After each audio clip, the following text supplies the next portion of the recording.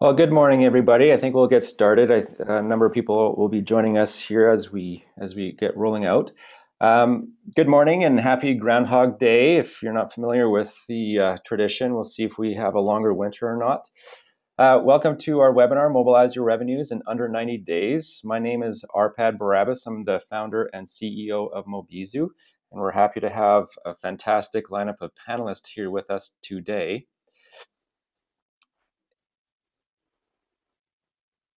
So I'm the founder of Mobizu. We're a Calgary-based technology mobile marketing company located in Calgary, Alberta, Canada. We provide a location-based mobile marketing platform for small, medium-sized retailers and brands, and thought it would be fantastic to be able to get some great speakers lined up here today to provide a lot of information about mobile marketing, as it is an area that is taking off, and lots of players are in this space and lots of different ways to do it. Um, People have asked me what Mobizu is all about and what our name even stands for. So Mobizu is a combination between mobile and the French word bisou, and bisou means little kisses. So we're all about providing companies the ability to provide lots of touch points with their customers, as that's a critical thing to do, and obviously mobile plays a key part into that. I will introduce Craig Elias, who is going to be moderating and introducing all the speakers. Craig Elias is located here in Calgary as well, and we've been working with him for the past few months, and we're happy to introduce Craig to everybody. Arpad, thank you. And as Arpad says, good morning, good afternoon, or good evening, everybody, wherever you are. When Arpad and I first started having this conversation about this webinar about mobile marketing, I thought about an article I read in a Business 2.0 magazine. Business 2.0 came out, I think, in like August of 1998. And I think it was the March issue that came out long after that, of course. And in there was a really interesting article by a guy named Robert Reed. And Robert talked about something called the impulse economy. And he talked about how the web had changed the way that people bought. So they see something, they want it, they get it right away. My only problem with that article was that how often were people in front of their desks? Well, when along came mobile, and all of a sudden what Robert wrote about almost like 16 years ago is now more prevalent than before. So when Arpad and I said we should do this webinar, I decided, yes, great, I would love to help and be a moderator. Over the course of this webinar, if you think we say something really smart, or if you have a question, because we need to fill in the blanks, the best place to ask questions is on Twitter. Here are all the handles for the presenters. So Mobizu is for Arpad and his company. There's mine.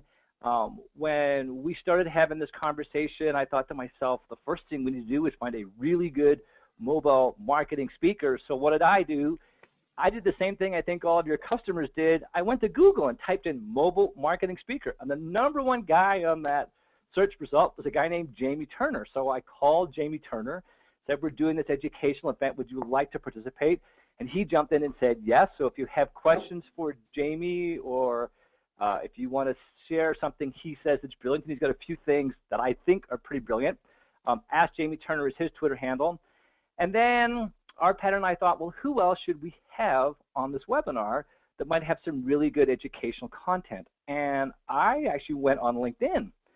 And since we were mostly in the Canadian realm, I said, let's see if I can go find a Canadian company that may be someone else who could add a lot of value to the story and the education being shared. So I went to LinkedIn and I found a company called BeanStream, which is owned by now Digital River.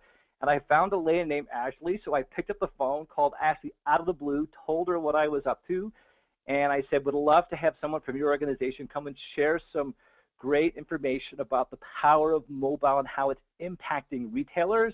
And she said, I have the perfect guy. And that guy's name is Grant Story. So at GStory is Grant. And then the last one, Rebound Cycle, is Ryan. Ryan has been using mobile marketing for a while. He's got some phenomenal statistics he's going to share with you that will hopefully motivate you to move on. So what I'm going to do is I'm going to hand this off to Jamie, and Jamie's going to go next, and he's going to share some of the strategies, tactics, and trends that are happening in the mobile space. Jamie, over to you. Excellent. Yeah, thank you, Craig. I appreciate it. Thanks for all the kind words. We're going to go through some interesting stuff here and walk you through basically the ways that some facts and figures about mobile that will help you understand and wrap your mind around it. Again, my name's Jamie Turner. I have written a couple of books on mobile, on marketing, one called Go Mobile, the other called How to Make Money with Social Media, both available at fine bookstores as well as some not so fine bookstores around the globe. Let's talk first about mobile marketing facts and figures, because I think this will help us really wrap our mind around what's going on that front. There's 6.8 billion people on the planet. 4 billion of them own a mobile phone. Only 3.5 billion own a toothbrush. We found that out by doing the hard research. It took about a month for a staff member of mine to dive in and really drill down on exactly how many people own a toothbrush and how many people own a mobile device. Long story short is it turns out more people own a mobile phone than own a toothbrush around the globe. Really interesting stuff on there.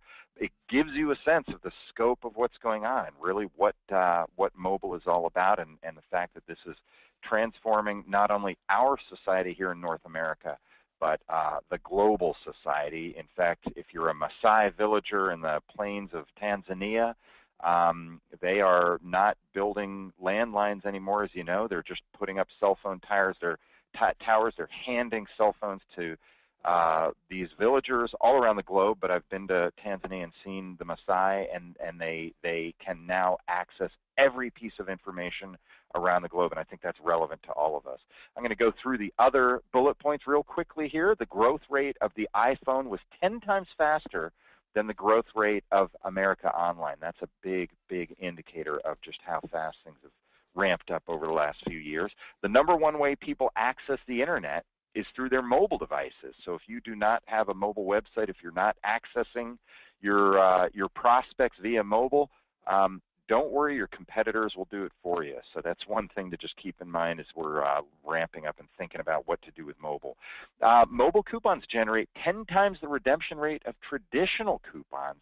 This will probably drop down over the course of time, but right now, 10-to-1 is the ratio of people responding to mobile coupons versus traditional printed coupons. Google has seen mobile searches grow by more than 400% over the past year. Research also indicates that if someone leaves home without their wallet, they keep going. But if they leave home without their mobile device, they turn around and go back and get it. That's a real indicator, again, that mobile is here now and here to stay and here for the long term. Let's talk really about the landscape of mobile. If you can wrap your mind around the landscape, it helps you realize that mobile is not all that complex, despite the fact that it might feel threatening or complex or scary to a lot of people. It's not. It's basically another marketing channel. And once you understand the different aspects of mobile, it makes it real easy to go through things. So the first is mobile websites. Most everybody on this call should by now have a responsive mobile website, basically just a website that shrinks down and looks differently on a mobile device than it does on the desktop device. If you don't have that already, go to your web designer or your ad agency, or if you're a do-it-yourselfer, get a theme on WordPress that can actually do that for you. The next bullet point is the tool is short message service, otherwise known as SMS, and also multimedia message service, MMS. That's the mobile marketing channel that refuses to die. It's a tool that actually continues to be productive for people and cost effective for people, and is a pretty easy way to get into mobile, even though it's one of the older mobile channels right now. Mobile display ads, fancy term for mobile banner ads, those, believe it or not, are going to become a bigger and bigger part of our sort of toolbox that's out there. In addition, within that realm, we consider native advertising, which is when we drop in a promotional piece into the Facebook stream as an example. So that's under that category. Mobile paid search, very easy to do. Dive in with Google, Bing, or Yahoo, and an easy way to get started in mobile right off the bat. And then location-based marketing, things like location-based services, Yelp, Instagram would actually fall under this category, Foursquare, things like that. Apps are always something that's on the radar for everybody. I would always recommend that you start with some of these other tools before you dive into an app. An app is a great tool for customer retention, Not as good a tool for customer acquisition. That's something to keep in mind there. 2D codes, otherwise known as QR codes, those are a thing of the past. They're starting to shrink down. In fact, when I wrote Go Mobile, and that came out in 2012, 18% of the North American population had scanned a QR code. Today, that number is only 19%, so it really has not gone anywhere. It's a technology that has seen its day, I think, although some people sometimes disagree with me on that. Mobile email, of course, is an important tool. And then tablet computing, I just drop in here. That's really falls underneath the entire scope of mobile. We do consider tablets to be a mobile device. And that's worth noting here just as we go through that stuff. On the next slide, we'll take a look at how businesses are using mobile marketing to grow their revenues. These are just the operating systems that are out there. This data is a tiny bit old because this changes on a monthly basis. But Android, this is North America, 39% of the users use Android. 20% are using Research in Motion. I love Research in Motion. I hope they continue to succeed and hang in there on this. iPhone with Apple is 28%. And then Microsoft, which is a surprisingly good operating system, is only at 9%. It's a real nice operating system, but they were late to the game, and as a result, kind of missed out on a few things. So let's talk about how consumers use smartphones, because if you understand how consumers use smartphones, then you're able to figure out how to leverage it for your business. So 70% of all mobile searches are acted upon within an hour versus 30% of traditional services. Why would that be? Why would 70% of mobile searches be acted upon within an hour? And if you think about it, it's like, why would that be so much quicker than with desktop? Well, the answer is because you're mobile. You're out and about. You are in a mall. You're in a parking lot. You're at a stoplight. You're on your way to some store. So if you're doing a mobile search, looking for a restaurant, looking for a coffee shop, looking for a auto repair store, you basically are ready to act on it. That's something to keep in mind as we go through today's presentation. That said, 29% of consumers who use a smartphone to research a product while in a retail store end up purchasing the item online. We're going to talk about how to combat that, but that's called the showroom effect, which is somebody does research in your store, then they go home and buy it online. The woman on the right-hand side is saying, now that I've found Go Mobile, which the book I wrote in a bookstore, I think I'll go home and buy it online. That happens with more frequency than we would want. Well, there's some research that was done that will help you understand how to combat that. Here's the data points that are important on that front. Best Buy, 35% of those that researched at Best Buy ended up purchasing at the Best Buy store, with another 14% purchasing at bestbuy.com. So if you think of this as kind of market share, for lack of a better term, 35 plus 14 is 49%. Either bought at Best Buy when they did the research in the store or at bestbuy.com. That's okay, not too bad. 21% purchased from Amazon, and the rest did not purchase. Target had the same, they did the same research there. 29% ended up buying at Target, with another 8% buying at target.com. 21% purchased at Amazon.com, which is the same as Best Buy's.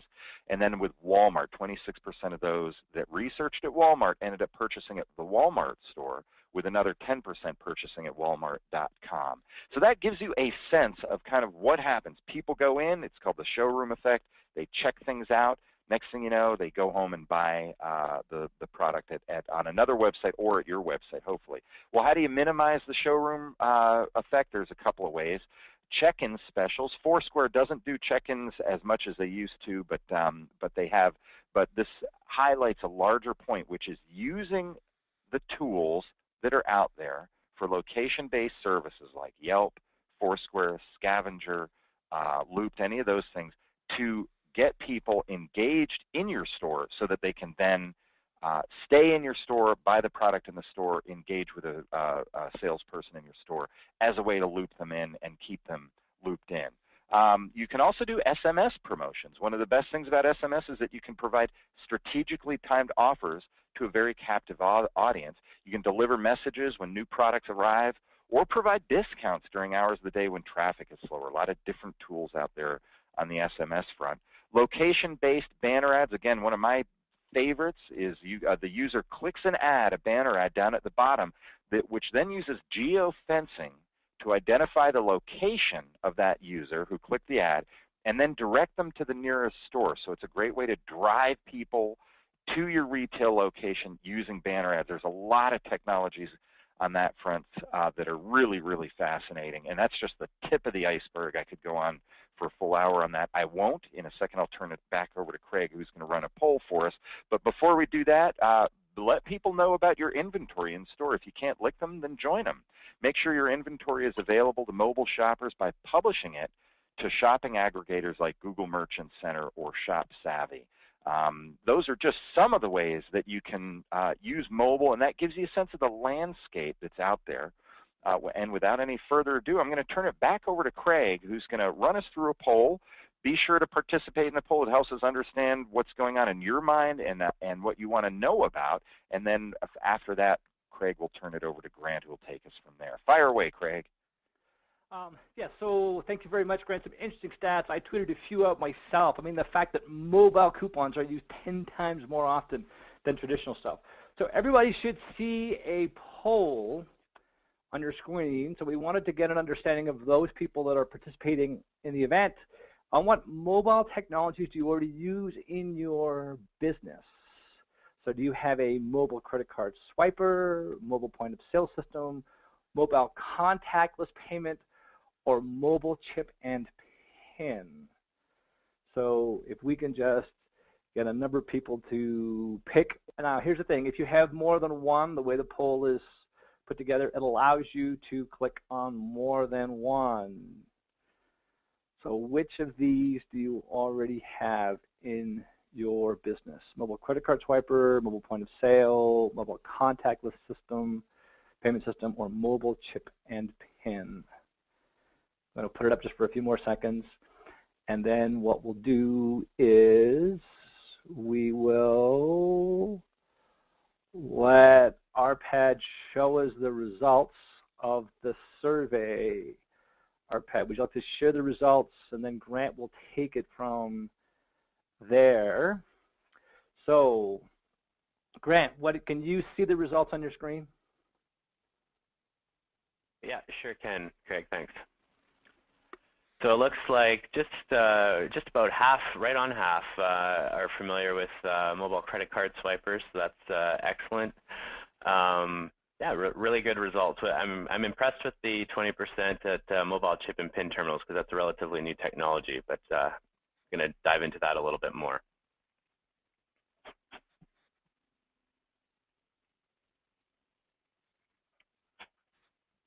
We swap to the presentation.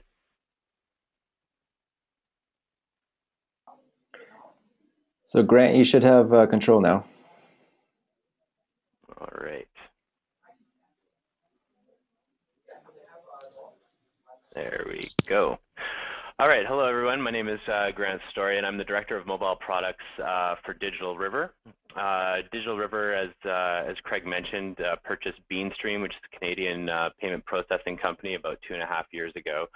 And yeah, since then we've been hard at work at sort of looking at the mobile space and understanding the disruptions and where things are headed there. So just really quickly, my background was in another life, the Director of Marketing for a Fortune 500 company. Left there and I co-founded an award-winning sports betting software company. Did that for 4 or 5 years. And then transitioned to mobile product consultant, and I've been up and down the coast here in British Columbia and San Francisco doing consulting for mobile first banking products before coming to Digital River, where I'm the Director of Mobile for a $22 billion payment processing company. So Digital River, we've been tracking 2 different disruptions that are occurring because of mobile. So the first one Jamie alluded to, and that is, consumer psychology. If you think just 5 years back, the concept of logging in or using the internet at your desktop was very prevalent, and people were logging on and logging off, and when they weren't near their computer, they weren't in front of the internet. And that's all changed due to the mobile devices that everyone carries in their pockets today. There's this always-on psychology that's occurring now, and we're seeing that that is pervading a lot of spaces, but it's also pervading commerce as well. And merchants that understand that consumers are looking to be able to conduct commerce using their mobile devices, you know, when they're in store to look things up, to do their research, and also when they're at home or when they're ordering ahead and arriving at a store. There's all these different scenarios where the mobile device is now the remote control for consumers, and it's basically their access point into your business. The other disruption that we're really tracking is how mobile technology is really embedding itself at the actual point of sale. So, you know, there's these old payment terminals from old processing companies that do one thing and do one thing really well. They record transactions. Those are being replaced by point of sale applications that are written specifically for tablet devices, whether those are Android or iOS. And there's also payment technology that's integrating with those tablets and mobile phones that is essentially a computer, a smartphone. And so that smartphone really allows for unprecedented access into payment streams, consumer behavior, inventory insight, and a lot of other things that are occurring in your business. And we're seeing that that evolution is really changing the landscape for small and medium-sized businesses.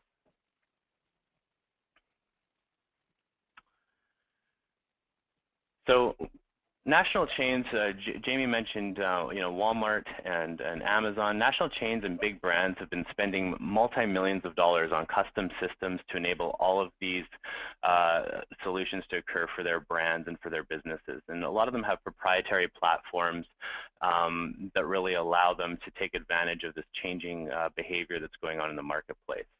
But we're seeing that mobile point of sale, and particularly connected mobile point of sales, have driven down these costs to really enable what we're calling omni-channel commerce for small and medium-sized businesses. And thanks to those innovations in mobile point of sale, we're seeing that mobile marketing and engagement tactics can really be realized by small and medium-sized business owners in really meaningful ways. So we're going to jump into sort of understanding a little bit more about omni-channel and how businesses can take advantage of that. So this graph I've borrowed from Stephen Jacobs, deputy editor of StreetFight.com, and he calls it the commerce graph. And I think it does a really great job of summarizing today's commerce landscape. So if you look at the two axes, you see decisioning and you see fulfillment. The decisioning axis is the vertical axis, and it's obviously the process of making a decision to buy a product. It's the process that the consumer goes through, you know, researching, comparing, and then looking to purchase. And fulfillment is the horizontal axis, and that's the process of bringing the product and service that the consumer has selected to the customer after the point of purchase. And both these axes are weighted by in-person and remote activities, and then very naturally, in-person is a face-to-face interaction, and remote are interactions with product or service providers where the interaction isn't physically present. So when you map out these two axes, you get some interesting quadrants. And we're all familiar on the call with the lower left-hand quadrant, which is local commerce. And that's where the decisioning occurs in person and the fulfillment of the product or service occurs in person. And then the top right is also a quadrant that we're really familiar with. That's labeled as e-commerce, and that's really where the decisioning occurs remotely and the fulfillment occurs remotely. And so e-commerce, we all know the e-commerce story over the last 20 years has been growing double-digit growth as well. But where the interesting quadrants are in the top left and the bottom right, and we're calling those the omni-channel quadrants. And the really important thing to note here is that consumers are shopping across this graph. It's not one or the other. With their mobile devices, they're looking to, in the case of the top left, they're looking to decide remotely but fulfill in person. That's where they might be in your store, but they're comparing prices with a few different websites on their mobile device, and then they decide to complete the purchase in the store. And then the bottom right is where they're deciding in person, but they might fulfill remotely. So that could be, the dreaded showrooming effect, where they're deciding on a price based on what you have in your store, and then also what's going on on other websites, and then they go somewhere else and fulfill remotely. Or it could be that the business model is set up that way. So Tesla, for example, has a showroom where customers can come and configure their cars in the actual showroom. They're deciding the actual product in person, but then they go and get it shipped to them remotely. So again, it's really important to note that consumers are shopping across this commerce graph, and it's important as a small business owner to think about how you can utilize technologies that are available in the market today to really extend your brand and your business across this graph, so that you can take advantage of capturing sales when consumers are choosing another interaction model in another quadrant.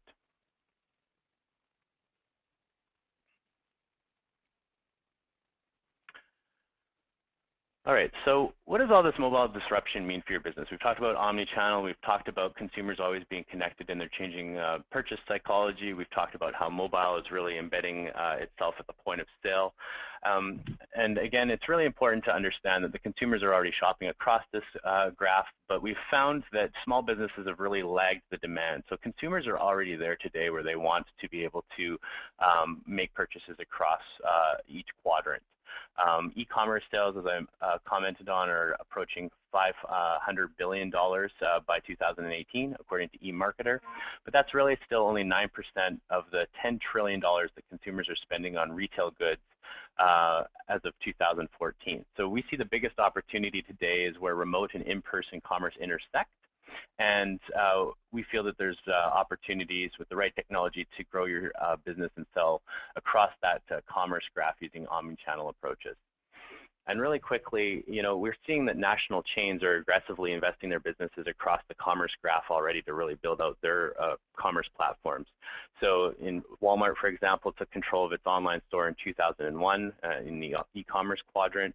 It launched same-day pickup of online purchases, which is in the omni-channel quadrant, same-day delivery in 2012, and then it expanded its iPhone Scan and Go app, again omni-channel, in 200 stores across 2013.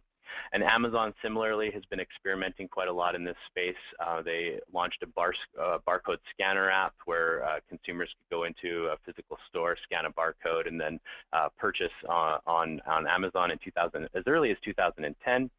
They released their lockers product in 2012. They've flirted with launching delivery drones in 2013, which would be deciding remotely and fulfilling remotely. And then they also launched their Fire Phone, which we'll see where that winds up. But it's really, if you peel back the layers on that one, it's really the ultimate showrooming enabler, where you can actually just take a photo of a piece of inventory and it'll bring it up on Amazon and allow you to complete a purchase. And we really, at Digital River, we believe that the future of commerce lies at the this intersection of digital and physical marketplaces.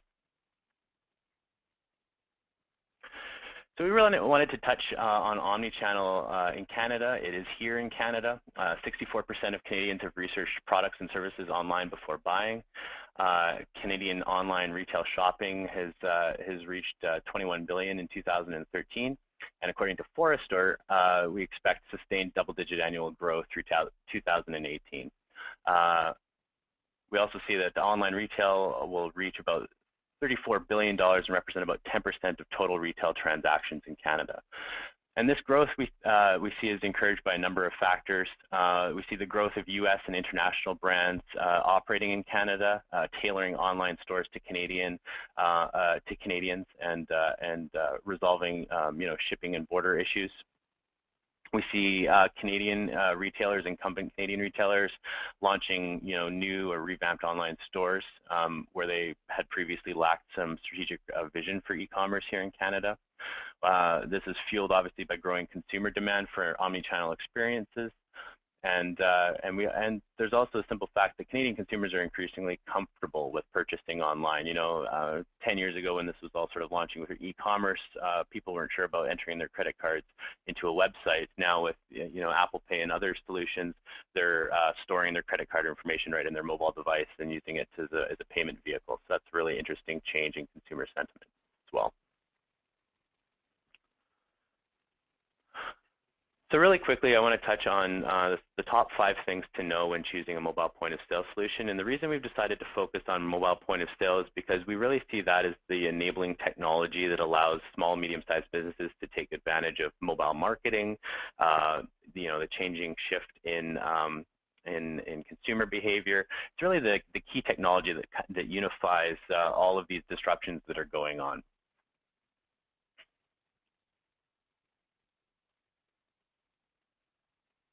So the first point you want to look for when you're selecting your mobile point of sale, you want to ensure that it's aligned with your business processes and goals. So if it's important to have a front of house and a back office, how does it integrate with your back office software? Does it have APIs or hooks that allow you to connect to your accounting package, for example? Are payments integrated with the point of sale so that you can reduce your reconciliation overhead, or is the point of sale separate from the payment terminal, so that requires your staff to go through a reconciliation exercise every night rather than pushing a button to cash out? And then finally, what payment types does the point of sale terminal accept? You want to make sure that you're not turning away customers and their preferred methods of payment. The second thing is you want to minimize the risk and liability of fraud. So in Canada, we've had chip and PIN technology in our debit and credit cards since mid-2000 to 2010. In the States, States is just moving to what's called the EMV standard, which is the standards body that governs chip and PIN cards, in October of this year. And what's fascinating about chip and PIN is that it really allows merchants to mitigate the liability of fraud that occurs on chip transactions. So if a customer comes and pays with a chip card, but your payment terminal is only swipe, you have a liability there if that transaction turns out to be fraudulent. Whereas if you select a mobile point of sale payment terminal that allows for chip and PIN, that liability then is shifted back onto the card issuer or whichever party isn't adopting the EMV standard. So it's really important when you're looking for a mobile point of sale and a payments terminal that you are aware of the liabilities that are involved depending on the type of technology that's baked into that solution.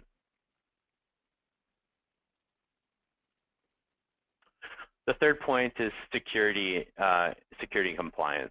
So we mentioned EMV already. You want to look for things such as end-to-end encryption, which will encrypt card data right from the payment terminal straight through the application to the mobile point of sale provider and then onto the banks. You want to ensure that there is an overall PCI compliance regime put in place, and you want to also feel comfortable in that confidential information is encrypted and securely sent over the wireless networks where mobile is involved.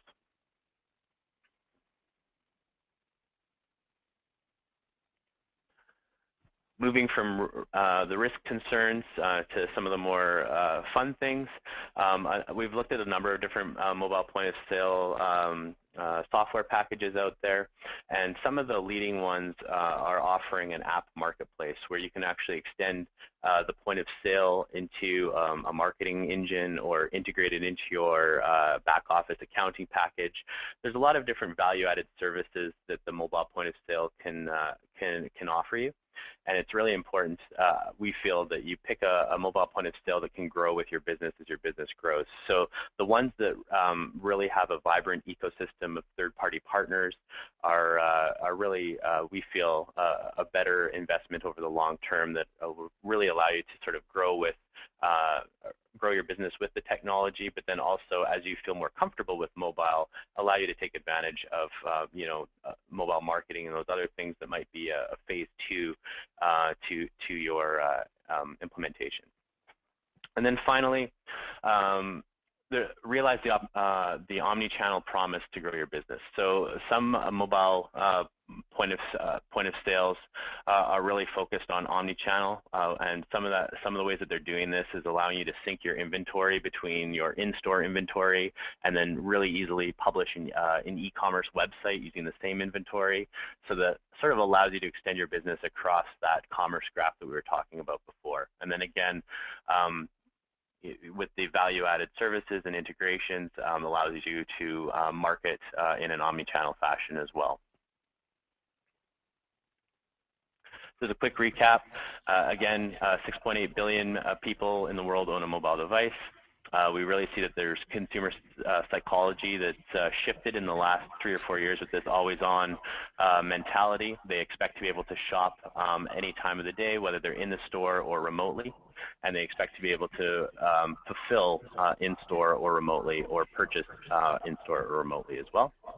Mobile has disrupted the point-of-sale industry for small and medium-sized businesses, which has really brought down the cost and allows small and medium-sized businesses to compete with these national chains that have already built out their commerce platforms. You can really leverage this mobile point-of-sale technology for your small and medium-sized business. And then finally, consumers and the mobile point-of-sales themselves have started to influence merchants to create omni-channel commerce shopping environments and experiences, which we feel we'll see a lot more of in the coming years. With that, I believe we'll go to another poll. Thanks for your time, everyone. Thanks, Grant. I'm intrigued by this whole thing of buy in one place or search in one place and buy in somewhere else. And I'm trying to remember what it was. I think it was actually a wedding present for someone. And I'll get to the poll in a poll question in a second. And it was a wedding present. They had this list they wanted us to go buy, and we found it somewhere else. And I wanted to buy it then instead of later. So I went to the cashier and said, do you do, what's it called? When you, do you price match? And she said, yes. So I brought it up on Amazon and they price matched. And in my own mind, I would have paid a premium over Amazon because I wanted it now, not later. And I probably end up having to pay shipping. So I think there's a message here, I think, for all small and medium-sized retailers. There's an opportunity if we just let ourselves take advantage of it. So speaking of taking advantage of it, the question we have before Ryan is, what is it that prevents you from implementing mobile marketing solutions in your business today? So pick, again, you can pick one or more, but it's just a function that you don't have enough time, the funds. Some people think that what I need to be able to do is have more content, make it more relevant, and Ryan will talk a little bit about that. Some of you might not know how to do it. Sometimes it's just a lack of infrastructure. Some of these omni-channel solutions or something of that nature. So take just a second, pick the ones that are relevant, and then we will end the poll, and Ryan will, Arpad will show the results. Wow, and so Ryan now hopefully will, amongst everything else he's already going to do, show us a little bit of how he did it so everybody else in the call can take advantage. So with that said, Ryan, I'm going to pass it over to you.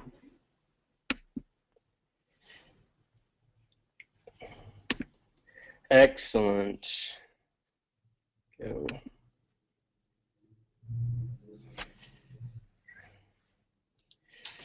Well, thanks to Grant and Jamie for setting me up for a little bit more of a qualitative approach to mobile marketing and picking up kind of from where they left off with some amazing facts and figures.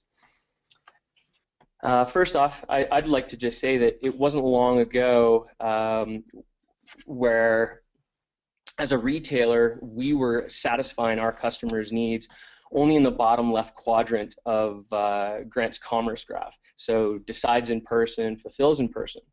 And it wasn't until the introduction of MOBIZYOU and the mobile marketing platform that we started to actually play in some of the other quadrants. So just kind of setting the stage for you, what MOBIZYOU has done for us is effectively engage with our customers through social, social media, email, and actually, push notifications through the app. One of the the original reasons for getting into having our own app with MobiZoo was simply a social media dilemma and a time constraint.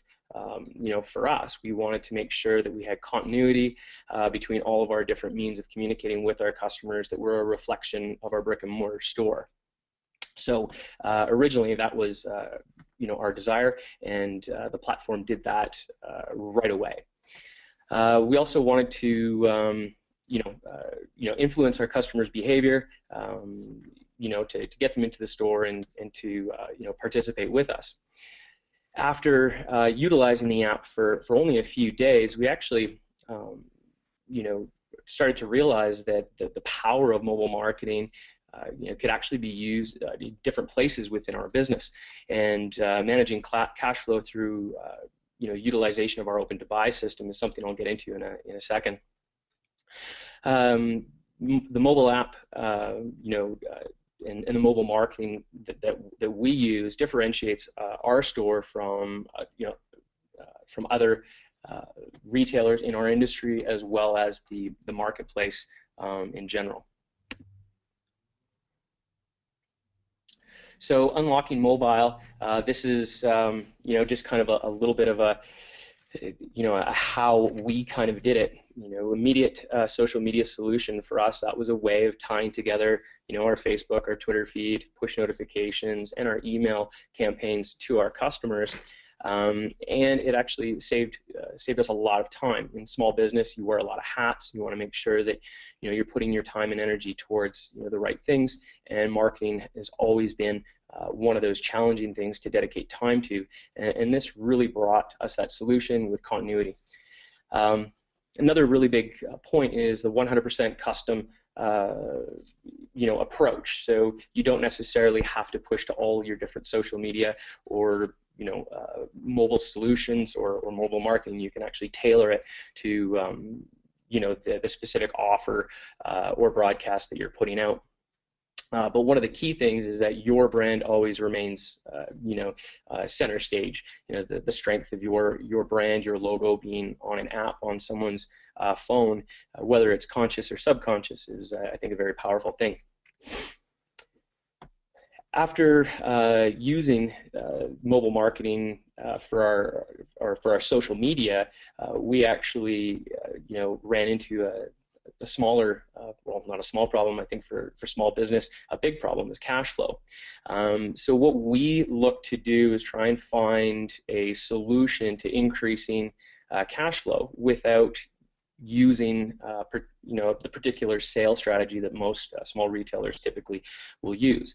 So what we came up with was the VIP versus on sale strategy. Most people are so desensitized by the word on sale, and heavy discounts are needed to really get someone to jump. So if you look in the middle of your screen, we have Become a Rebound VIP. All you have to do is download our app, and you'll be in the know of all kinds of specials. Our app is free and can save you hundreds of dollars on the products and brands we carry, as well as get you invited to some amazing events.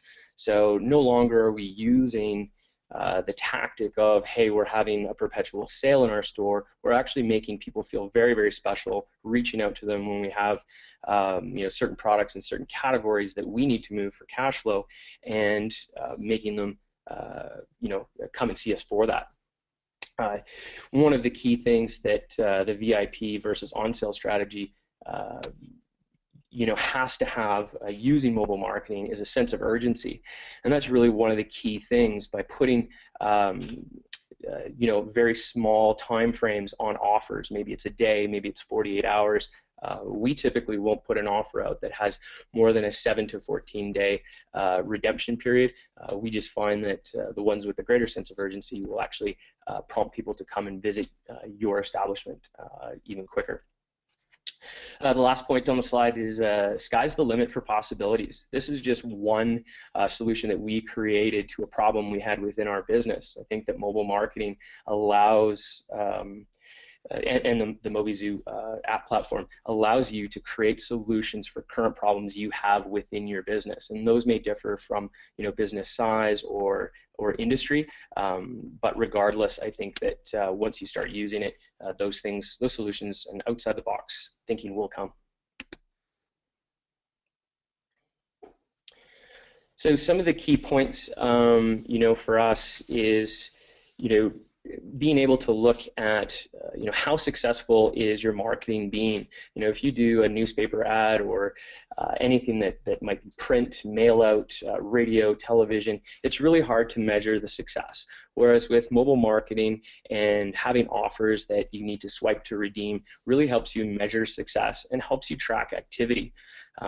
What we do here is we can see that our app is actually attracting new users, and that people are interested in becoming a VIP to redeem different things. So really, really helpful there.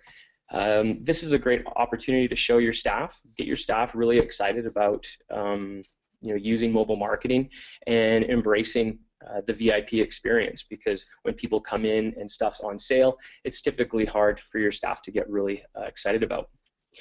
Create accountability. This is a great point. I really like to create the accountability within our retail establishment for the number of new users, and being able to track how many new users your staff is currently getting for you and how many offers are being redeemed. That leads directly into the last point of pivot quickly. This is something that I've adopted more recently since we started mobile marketing. Print media, newspapers, or radio, TV, it doesn't allow you to pivot very quickly. It forces you into going through, with your marketing campaign and, spend a lot of money. This way here, through mobile marketing, you have the ability to create an offer or a broadcast, see how quickly your customers or your VIPs are responding to it, and if it's not working, you can change up your strategy very quickly. You can change the offer, you can make the pot a little bit sweeter, or you can just abandon altogether at no extra cost.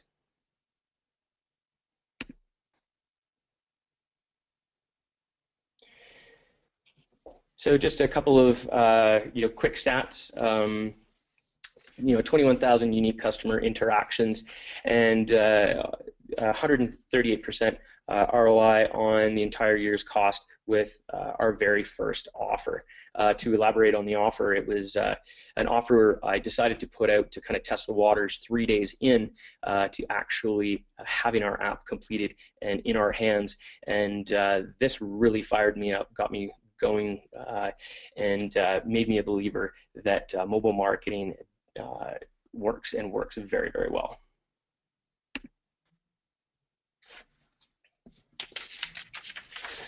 So just a few things, a few takeaways from this. Embrace the VIP experience. Through that, you'll get customer loyalty. The app has brand strength. Creates a sense of urgency through utilization of the offers or the redemptions. Creates awareness to what you're doing as a business, whether it's events or whether it's a new product that's there. Helps you move key inventory, improves cash flow, can solve problems. That's how we started off, and we're still using it to solve problems every day. Playing in the same channels as the big guys, and creating credibility with your customers all at the same time. So this is an all-inclusive thing. You're doing so many things through mobile marketing that you don't even realize you're doing until you really get into it. In small business, we need to constantly remember that our customers want to buy, but they don't want to be sold. And I think that mobile marketing positions us very well to achieve just that. With MobiZoo Mobile Marketing Solution, we did just all of that, and we saw results in just 3 days. So yeah, I highly encourage everyone to jump on board. And if anybody has any questions, relating to how we kind of got started, I'd be more than happy to share that with you. Ryan, thank you very much. So on the slide here is all the contact information for the speakers that have gone so far. There is their website, phone number, and email address. I'll leave this up as I do a couple of things. One, I'm going to do a bit of a wrap-up, and then there are some questions that have come up. One of the 5 things we promised on this webinar was to help you understand a little bit more about how do you win business from big box stores. And I think you saw some stats from Jamie and some examples from Grant about being able to take advantage of the omni-channel where someone looks in one place and buys somewhere else, whether it's online and offline or offline and online. So hopefully that helped. One of the things you might have noticed that Ryan showed you was a way within a mobile marketing tool to simplify your social media marketing by being able to choose every time you have some sort of offer or message, choosing which channels it goes out to, Facebook, Twitter, email, all the rest of that stuff. Jamie brought some great trends about mobile marketing, and actually, Jamie, this was one of the questions that came up, was where, other than your own website, which is at 60secondmarketer.com, they can subscribe, are there other places they can keep track of some of the stats that keep coming out in the world of mobile marketing? Where do you suggest people also look for stats? Yeah, a great resource is mobile. I get a daily email from Mobile Marketer Daily is what it's called, and they have some pretty good short articles in there that are well received. And really, if you just go around, there's also our website, again, covers mobile pretty specifically or pretty regularly. And then there's one other one that I'm blanking on. It's Mobile Commerce Daily. It's similar to the other one that I mentioned, but both those websites have information on them that's pretty good. And of course, the Mobile Marketing Association has some information and stats, but that's kind of a clunky website. If you don't mind my saying that, I hope I didn't offend anybody there. Cool. And Grant, is there something that you use that maybe you want to add to that list that Jamie's given us? Diving more into the payments side of mobile, payments.com is a good resource, I find. Good. Cool. So then the next of the 5 things that we talked about, measure the effectiveness of your marketing. So I think you saw from Ryan's perspective, you could see all the traffic that was being generated, the number of people that came into the store. There is a guy named, I'm going to draw a blank, Jonah Berger. Jonah Berger wrote a book called Contagious, and he talked about the power of word of mouth that brings this in. So when you have users who have this and share it with their friends, I think that's also another great way to bring people into your store. Create an effective, I originally in the promotional content said multi-channel, but what Grant has helped us understand is the power of what is called omni-channel. And that was actually one of the questions that came up. You mentioned, I think, Street Fighter, Grant, and this commerce graph. Where can people learn more about this? Yeah, streetfight.com is another mobile website that keeps track of the latest trends, specifically in local commerce. So they focus on how mobile is impacting stores basically on the street, Main Street, small and medium-sized businesses, which is why they call it Street Fight. So it's a really good resource to keep tabs on everything that's coming up on a daily basis. Cool. And then I think one of the last ones was all about how you turn first-time buyers into repeat customers. I think Ryan had some great stories there. And the question now is, you don't just have to rely upon your using omni-channel that Grant talked about. You don't have to just use your physical store as a first-time customer. You might have a first-time visitor on your website who then decides they want to buy it in the store in person. One of the things that Ryan said that really intrigued me was that the shorter the time frame for the offer, the better the response rate. So having an offer that's reasonably short, I think, makes it more of a VIP thing. And then in that, Ryan, you mentioned this word pivot. Someone asked the question, when you say pivot, what do you mean? Well, I guess, the word pivot for me really means just change your strategy. One of the things as a small business owner and manager is, you get, to wear so many different hats.